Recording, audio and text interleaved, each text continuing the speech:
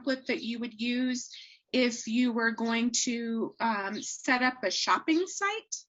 And instead of having like items for sale, it's each division, museum or historic site.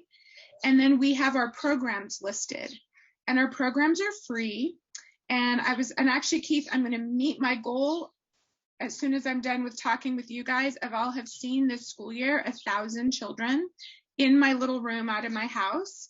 And we have had, and I still have requests for some libraries. These are mostly schools I've been doing, but the requests for summer library programs are coming in right now. And it's been magical. We've been able to reach out of state. We're a very rural state. We've been able to reach really tiny areas as long as they have internet access. And believe me, those little kids are always telling me, "You're breaking up, we can't hear you."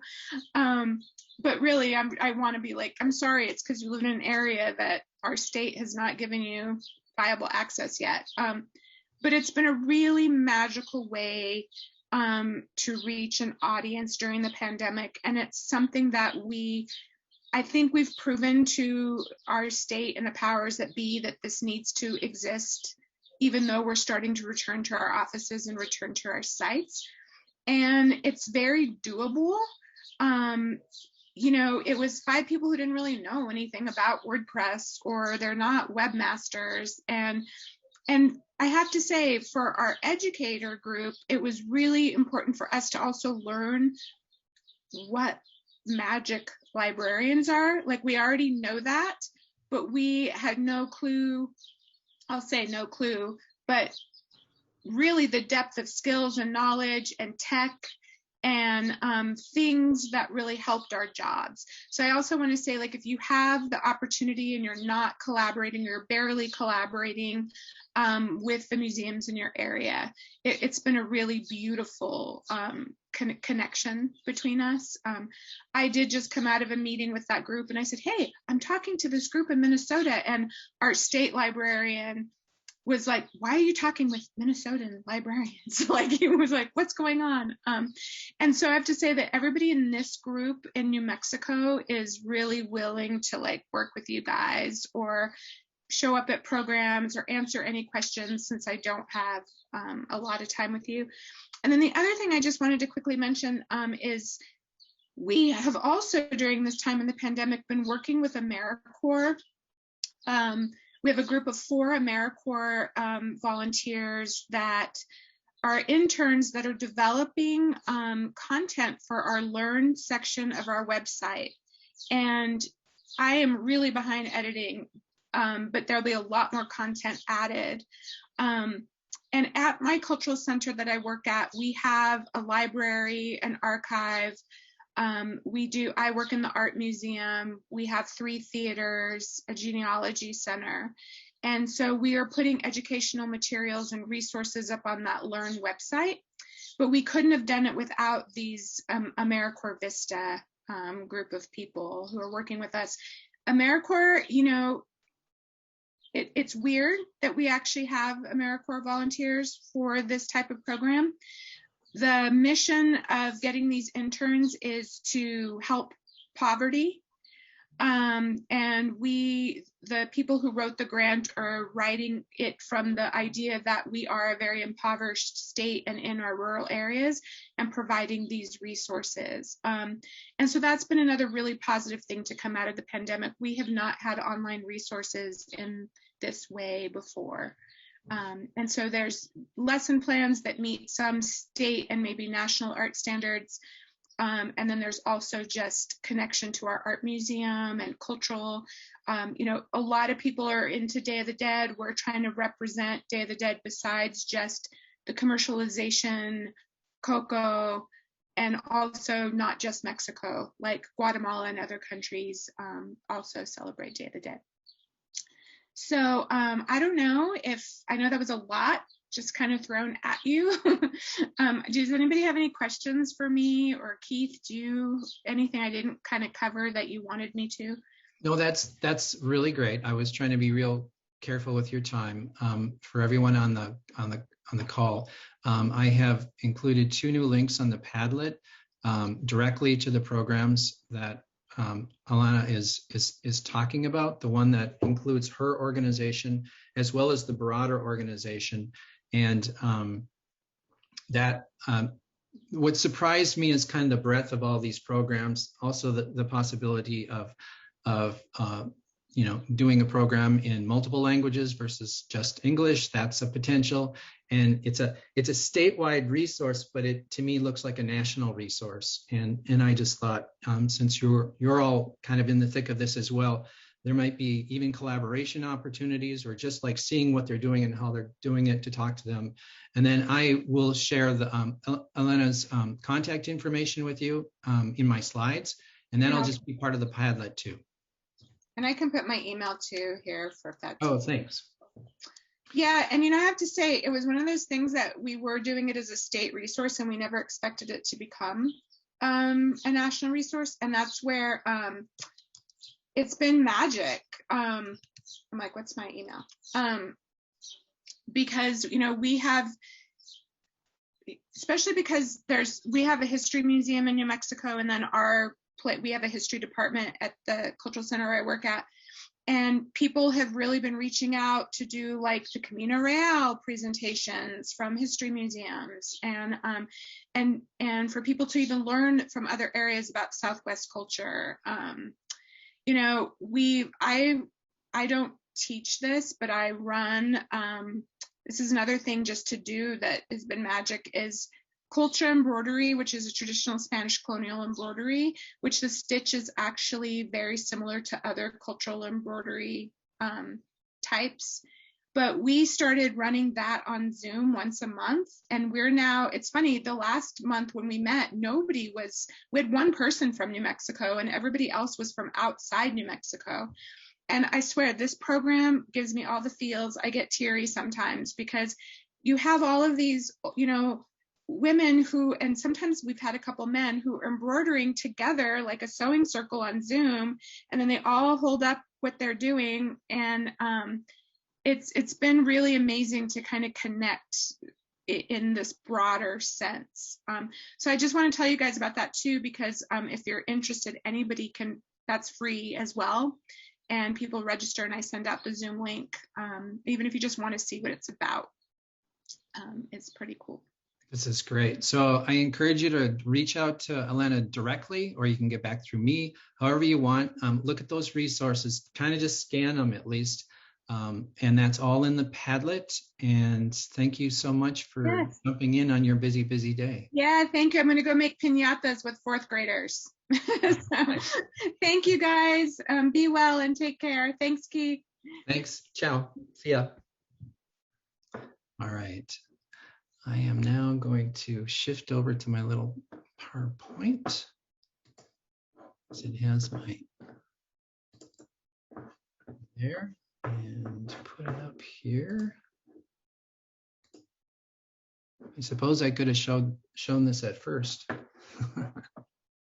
I just wanted to, let's see, get in. This was the agenda. Then things have shifted around, but I just wanted to let folks know that this was the day that I wanted to set aside a chunk of time to answer some questions about some of the stuff I talked about earlier. And then I have a couple more things to just to show and share today. And one is using an alternative to what I said last time, OBS, that for some folks it might be easier and more and just more straightforward. And there's all sorts of support for that alternative software.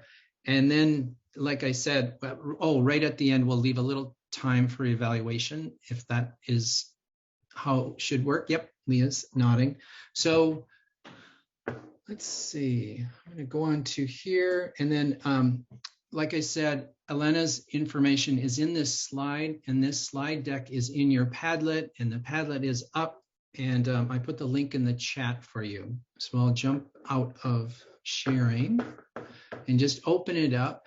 And what I just wanted to say, from what I talked about, this was mostly myself talking and a little bit of Michelle, who presented the Plix project. I showed a number of things last session.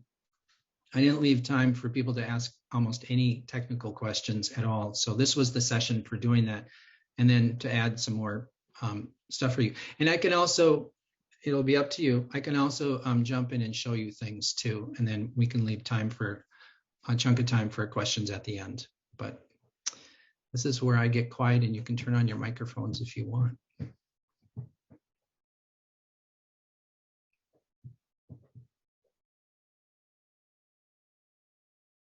So did any of you try some of the software that I talked about last time? Were you able to give it a try?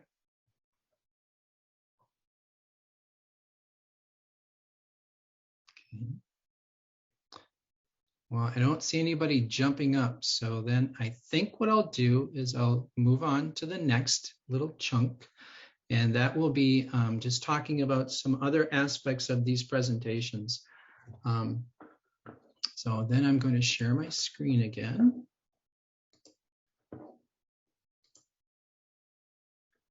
Oops. So that's it. I'm checking. All right. One of the things you don't get to see, and hopefully you can see it now, is when I'm talking to you, you can't see the kind of mess that I have in front of me.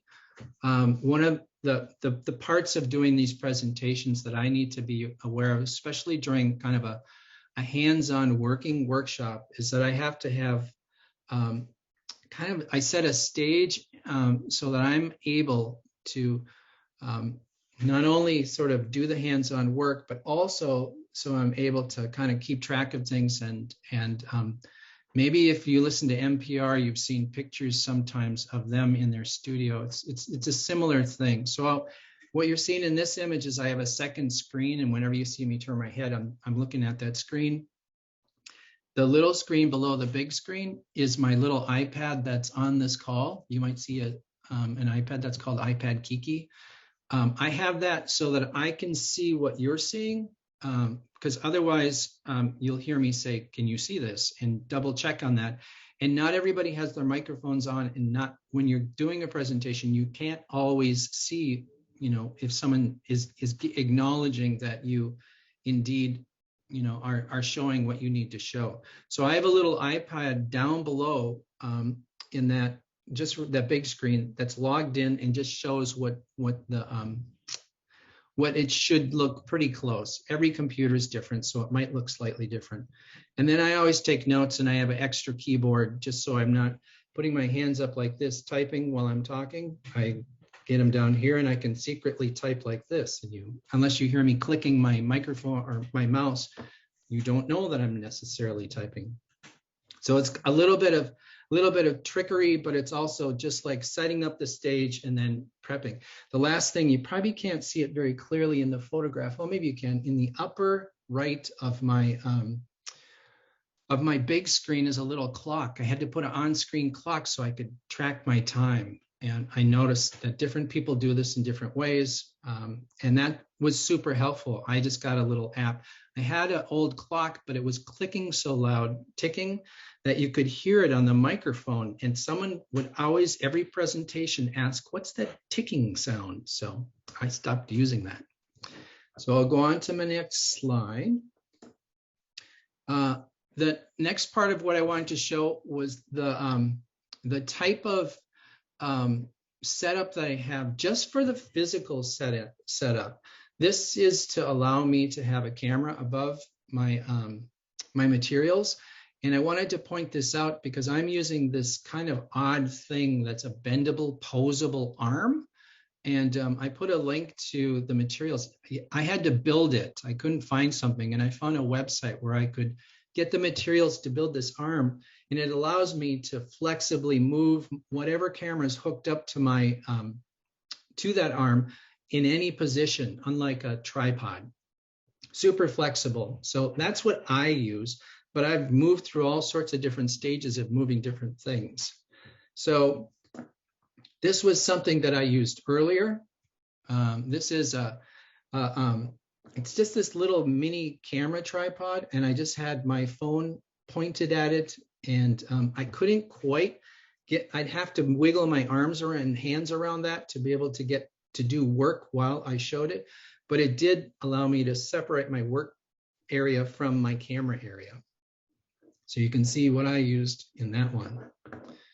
Now the next one is that is making use of the materials at hand. In this particular case, you can see I have the face sculpture activity down below. And this is just my tablet sitting up above. And I tried a cardboard box. I tried all sorts of different things. And what I discovered was I have to let in as much light as possible underneath. And the other part was just having something, how do I hold that up? And with the cardboard box, it didn't work because I couldn't make the walls strong enough. So these are my grandson's Duplo Legos, which are really stable and great to build with. And that's a cookie rack. And I just have that tablet aligned with the camera over one of those teeny tiny little squares. But you make do with whatever you have. And I think that it's important to try to really make it possible for you to do and share your work in this way. Okay, so the next is this. And I have an old traditional tripod. And in this tripod, this was the first way that I hooked it up. I just used duct tape to tape down. It's just a USB camera, and it's on a long, it's called lath, actually. It's a very thin piece of wood, and I had to use a clamp and by whatever means necessary. And it, I didn't care because no one ever, you're the first who are ever seeing the actual rig. So, and the way it worked was I could get the camera directly over my workplace. That's the first time I was able to do that and see how that was really useful. Then I could get my hands and do the activity while being on camera. So you can see down below is the scene, and then I have a really long piece of wood because my tripod is so big. So that is just to give you kind of a sense of hopefully, if you're doing activities and you're able to do hands-on activities, this is good for book reading or building things. And then finally, I wanted to show, in terms of kind of other tools to consider, I wanted to show the app, which is hard to say, but it works pretty good. And I am actually curious, were any of you interested in using these kinds of tools like the free OBS or another tool to be able to have a camera and separate for your presentations? I can't tell, I mean, even waving your hand or letting me know if that was something that you were interested in doing. Okay, great. So this other software with the funny name, is a software that you have to pay for. But it's free for 1 hour. And right before, so timing wise, in this particular case, I had to turn it on right before this presentation because I only get 60 minutes of duration. So to be able to talk about it, I have to start it first, and then that eats away the time to use it. But I want to just change to that software. And I think I can go and share the interface. We'll see what it looks like.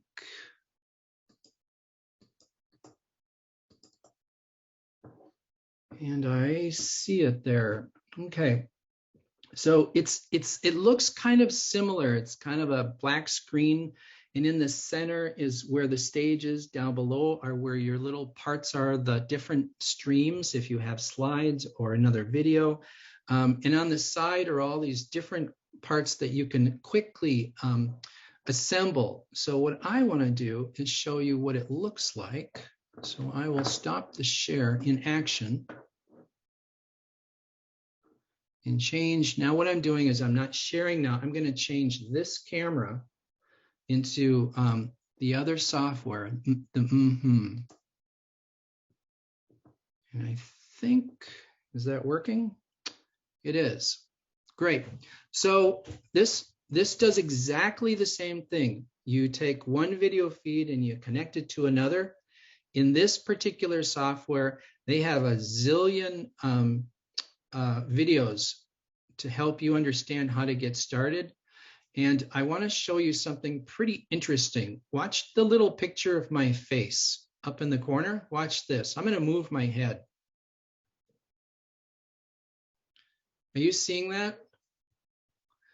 So it has AI software that allows it to track head movements.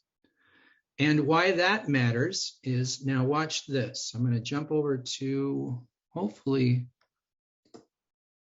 that software.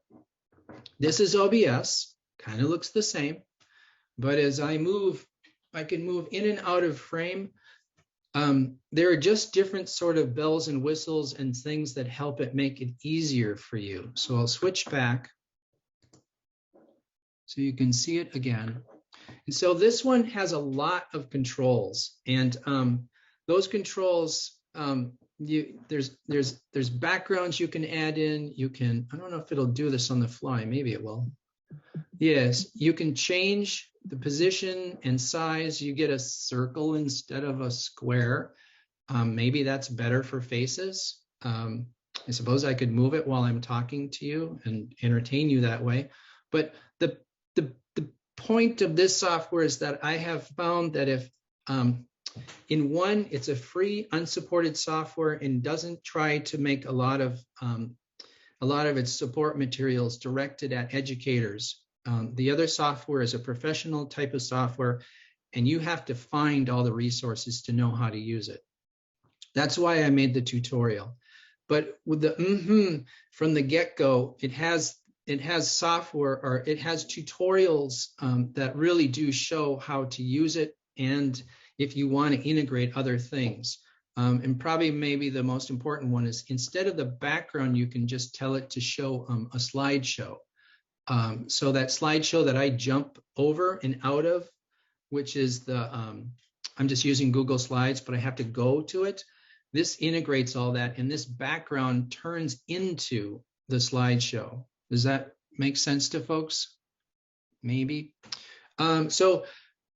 The other thing is that if you have, depending on the type of technology you have, like I have a slightly older Mac that I use for a lot of workshops. I'm not using it right now. And it's software, I can't install the software on that because it's not backwards compatible to the operating system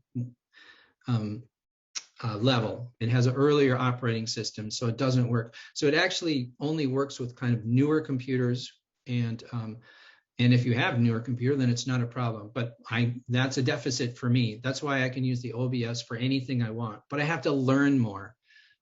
So those are some aspects of it. But I do truly think that this, I mean, although it's eerie, I think that this face tracking software is super useful, because as I'm looking away from you, I notice that in the other one, my head goes out of frame because I'm bowing my head down and moving it back. So these are teeny tiny little tweaks that I just wanted to share.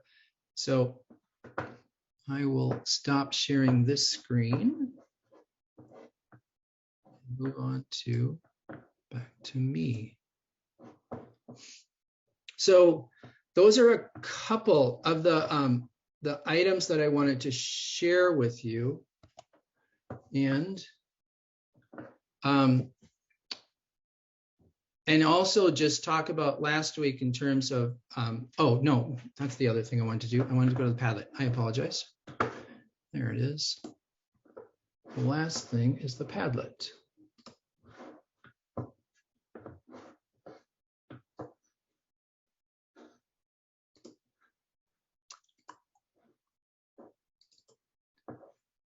And so I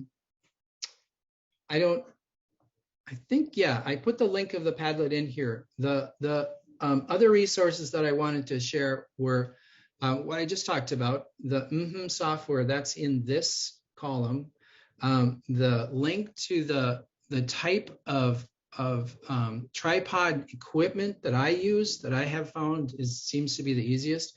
I put a link there. The presentation deck that I made, that's still linked in here. And as I updated it, that is updated here. So that resource is there. And then Elena's program, which I think is pretty just darn amazing. And I wonder what would happen if I click on this.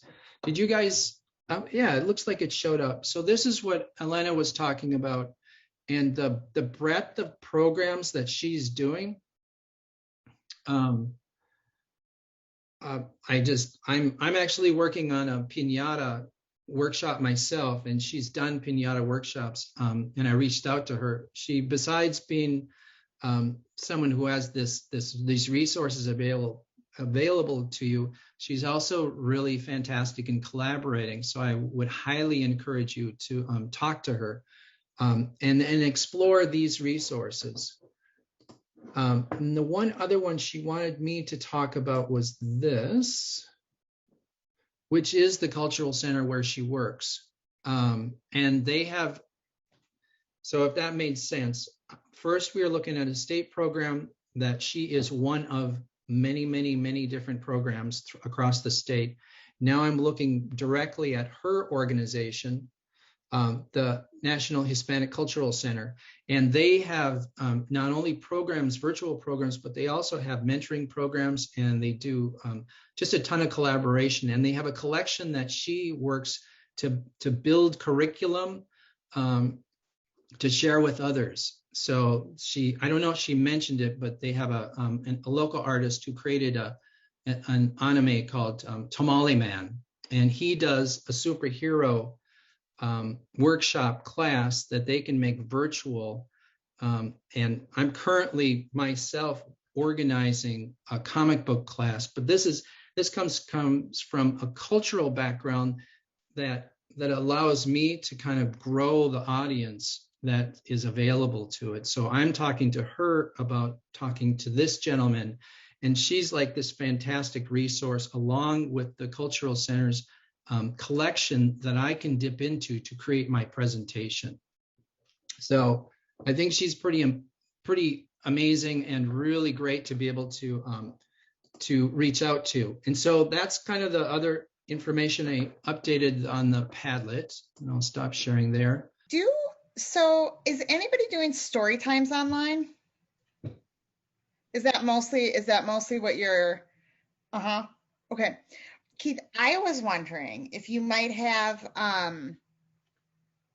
just some kind of thoughts on the best way to share books virtually. Yeah, I've been working with the Exploratorium I talked about in that last session, and the Tinkering Studio has been in a collaboration that I was developing activities with them for a story time. And this is story time with Mr. How do you say it? Lamada. He's in Oakland, California, and I apologize. I don't have. I will post what I'm talking about after. But Mr. Lamada, actually, his story times he puts on Facebook Live. So he was doing that for a long time. They actually became really popular. He does it. I think it's at in Minnesota time, 11 o'clock every Friday. And my grandson was seeing them. And he, with the collaboration with the Tinkering Studio, decided that they would start reading books that are about making and tinkering. So they've done a series of books. One of the books was about shadows, and it's a little bear that is walking around the world. I can't remember the name of it. I apologize. But a little bear that notices its shadow. And what the Exploratorium did was it actually built an activity in and around playing and making shadows. And I actually have, that's weird that you're asking about this. I have one of the components for that, and I'll show you. So one of the things you need to play with shadows is you need to be able to have a point source light, which means a good light for shadows. And so I got a flashlight, and this flashlight makes really good shadows.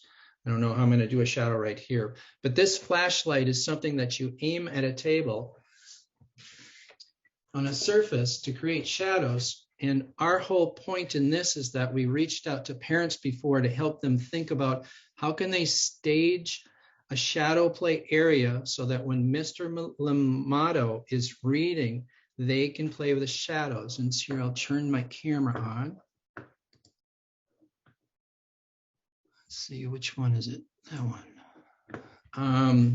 You know that saltine box I just showed you? Here's that saltine box. So I use a saltine box because you can put stuff in it and it's heavy and you can tape a flashlight on it. And so what we started doing is we started trying to figure out how to get materials and how to stage things that someone could set up in their own home to play with shadows.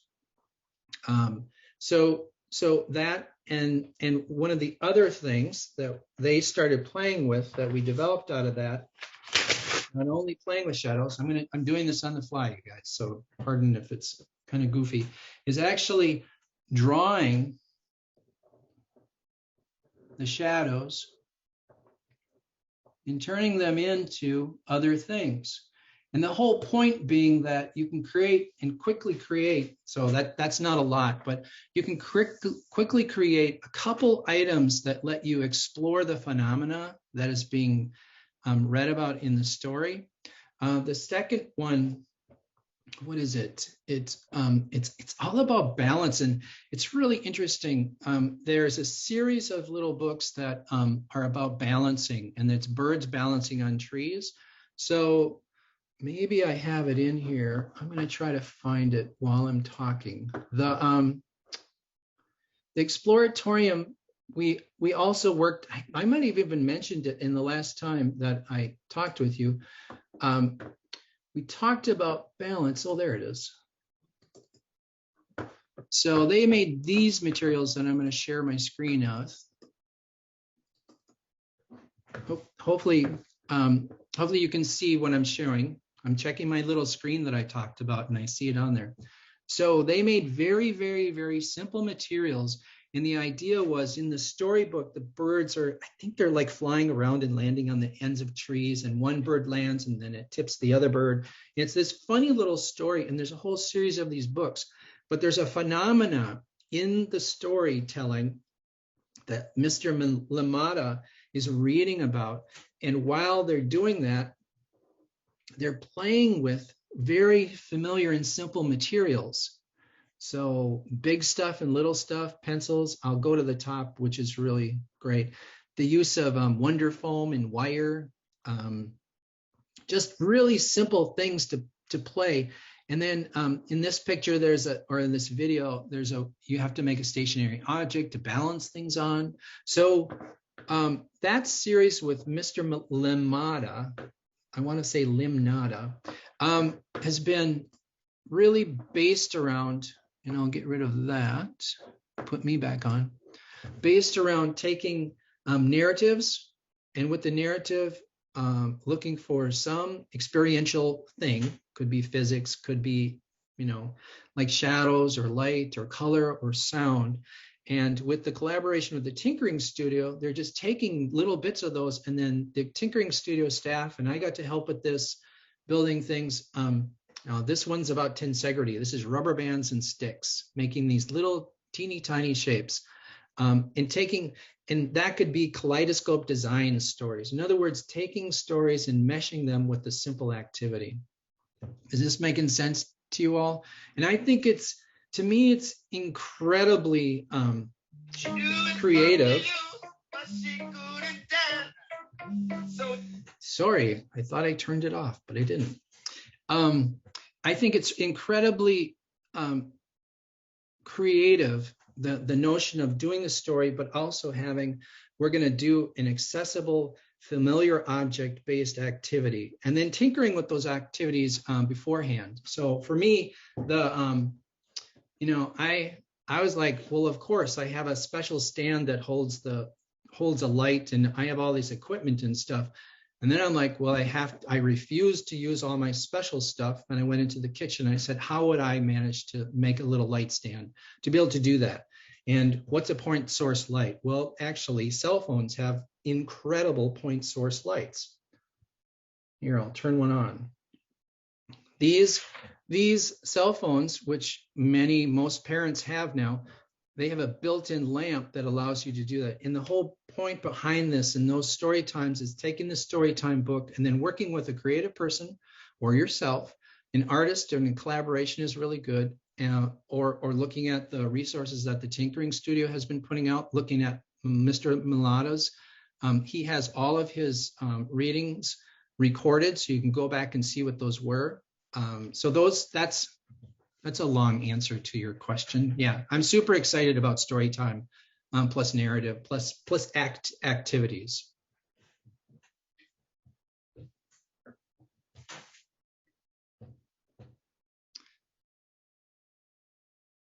Do any of you have programs coming up that you're trying to figure out what you're going to do outside of Storytime? Oh, you're muted. Can you give the name of, or can you give the spelling for Mr. LaMotta's name? I could try, but I'll be wrong. I apologize. Unless I just stop and look it up, which I can try to do. I think I have it.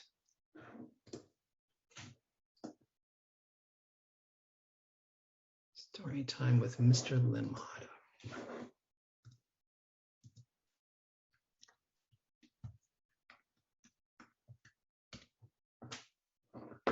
Oh, I got it on YouTube. Oh, Facebook. Okay, great. Here. Thanks for giving me a second. Let's see, is that it? LaMotta. Are you able to see this? The screen? So I will put that in the chat. So if you wanted to talk to him, he's been really, really great.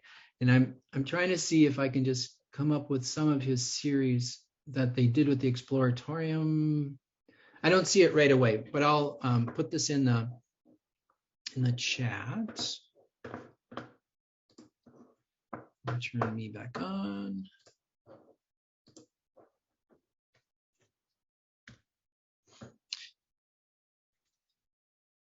Yeah, so that's one of the programs. Another program that I can't remember if I mentioned it.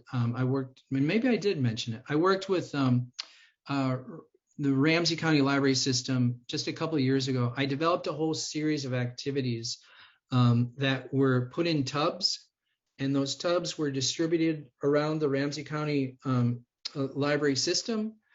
So they had a library of activities, and they didn't just, it wasn't just a one-off where they wanted to like have me come out and do an activity. They wanted to have the infrastructure to be able to do the activity around. An example of one of the activities I developed were it's called Tiny Drawings, and Tiny Drawings is kind of interesting. We had old dissection scopes, and dissection scopes are the microscopes with two lenses, and you can look at stuff in them. And what we would have is we got a couple of those, and you can find them pretty inexpensively because people are stopping using actual microscopes. You look through them, and as you're looking through them, you draw. Does this make sense? So you're looking at kind of a magnified drawing surface. So your drawings end up being about this big. And I did it at some state fairs. I did this activity around, I've done that activity a lot. I actually had somebody draw all 50 states in an area this big under the microscope.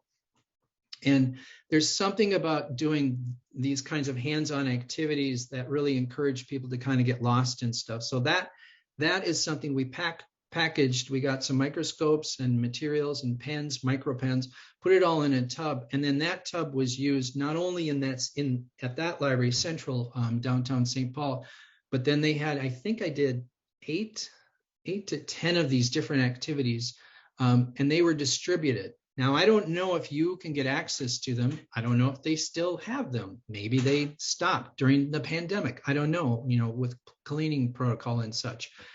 But that's another kind of way that I've been thinking about working with libraries, is like how to build, activities that allow, the investment to keep moving through all of the library systems. Just like the books, you have a distribution system that's like really fantastic.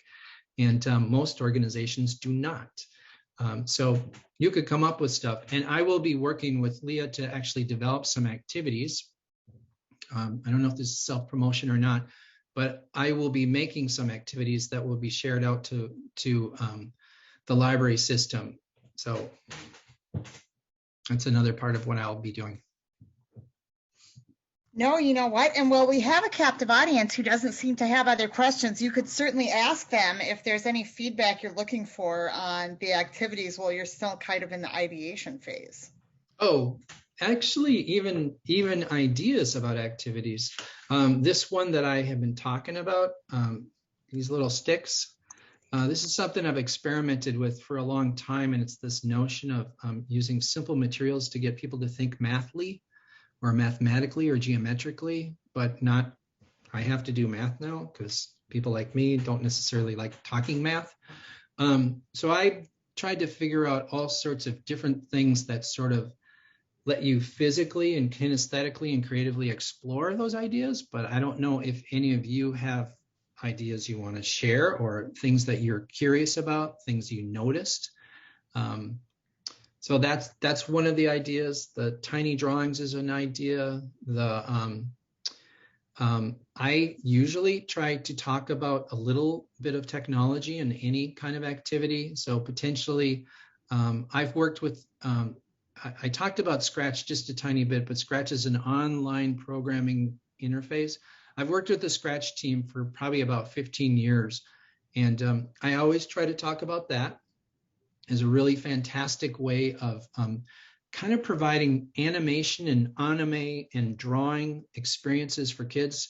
And also it has a built-in support community. So if I do something on Scratch, I can talk to other kids, not me, talk to other kids, and they can help me, and we can collaborate on projects. So you can make an interactive anime or an interactive song. And secretly, you're learning mathematical stuff, you're learning algorithms, you're learning all this other stuff that I think is super beneficial. So that's another area. And phenomenological things seem to be really, they work really well with families and parents. In other words, what I was just talking about with light and shadow is really powerful for families. So I don't, I'd love to get any ideas that people have been thinking about in terms of those activities. But I have a whole bunch that I'm creating a list, and I'll get that in front of Leah. She could distribute that. You could take a look at that if you wanted to tell me, this sounds interesting. Yeah, that could be cool. We could send that out. I'm going to send out the survey to everybody, who was at the first workshop but couldn't make it today. So we could send out that list with the survey and get some feedback from folks. That'd be fun. I mean, it'd be helpful. They're the end users, so. Yeah, I'll end up doing about 6 of these activities. And then if you want, what happens after that is what happens after that. But it's my goal is to do just what I said: experiential, hands-on, accessible, material-based. In other words, I try not to do things where you can't find stuff, like sticks and dowels to use that, but also things that support kind of creativity and personal sort of buy-in. So you do something, but like we did with the faces, the face making, you use your own materials and you end up imbuing it with your own ideas. And those kinds of things appear to be more interesting than doing just a paper airplane activity, if you know what I mean. I've been in the science museum field for a long time, and there's a lot of traditional activities you can do, but these ones that lend themselves to narrative and personal story making seem to be more relevant to folks, especially who patronize libraries, and families. So there, my timer just went off on that support software. I see that it just went down. So that tells you that if you do use it, you might have to pay for it if you want it more than 60 minutes. So I can't use it anymore the whole day. So that just ended on me. So.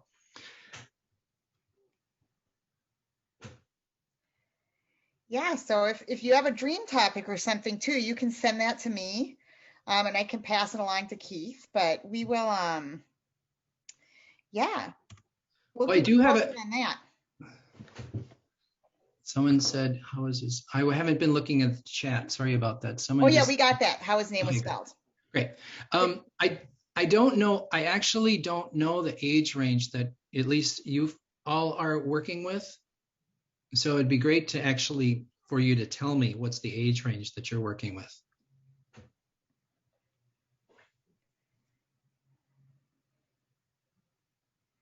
And any of you can tell me. I don't mind. Preschool. Preschool, okay. I'll jump in. This is Margaret, and I work with all ages, but my specialty is early elementary, so kindergarten through third grade. And yeah, I missed your session 2 weeks ago. My colleague was there, and we're swapping notes. So I feel like I don't know enough to ask questions now because I missed your first session. Oh, Margaret, we have a recording. Okay. Of most of it. You didn't get the recording, huh? I didn't get the recording. Okay. So I'll have to watch it. And I was out, so I have a lot to catch up on too while I was out of town. Gotcha. So I apologize for not being more participatory this time. I should have been better prepared. Yeah, no problem. Yeah. And but this is fascinating, and it actually perks my interest to watch what I missed, to know more about what I missed. But yeah, looking for hands-on activities that are everyday materials that we can encourage families to do since they're not allowed to come into the library and do programming.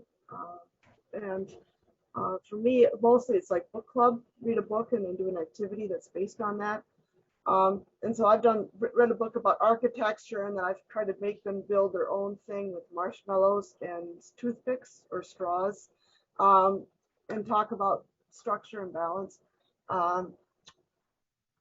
But always looking for new ideas. So that's my 2 cents. Margaret. Oh, sorry. No, you go ahead. I was going to say, Margaret, if you want the recording, just shoot us an email and we'll get that to you. But you know, if it's just one more thing and you're just too far behind, we understand that too. And I wanted to tell Keith, we also have teens and a couple of people that work with all ages that put their. This is great. I always, whenever I talk to people about activities, I always hear we work with teens. I'm always curious because in almost every library program I've ever gone to work, especially ones for teens, what I get are 1 or 2 teens and then 20 or 30 kids who are younger than the teens, who are the brothers and the sisters of the teens. And I've noticed through the years that I've been trying to make the kind of activity development push it down and then just have a few things for the teens. So I am always curious, like, are there any teen librarians in the group that we have here? Are any of you teen librarians? That was Leticia, and I think she had to go. Okay. Yeah, so Nanette? I saw Nanette's hands. Is that because you got to go or because you want to say something? Okay. Yeah, so well, that's actually super good feedback. So I'm tending to already think about, I'm going to do the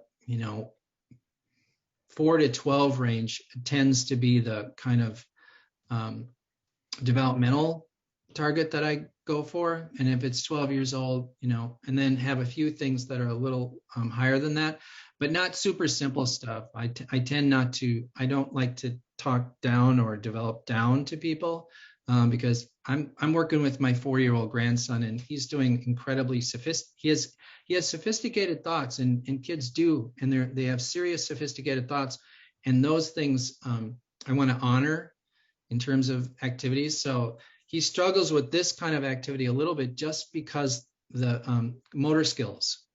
And that just means I need to have alternatives with larger scale materials. And that's not a problem, but the same kind of complexity, I think, is what I'm aiming for. And I put a link to the evaluation in the chat. So if you don't mind filling that out, but I will also send that out along with a list of possible topics for our lesson, they're not supposed to be called lesson plans. What are they supposed to be called? Learning plans for our learning plan activities. And yeah, great. Well, thanks. It's dead on time. I'm going to hang out here for a little bit. Thanks for coming to this follow-up session. Like I said, I'm going to put anything I talked about back in that Padlet. You also can have the contact information for Elena and her work is in that Padlet through the slideshow. I'll probably just make a link directly to her. You can also put your own resources or things that you think should be on that for other people who are using it. So I really appreciate you coming, and I'm going to just hang out. So thanks so much. Thank you.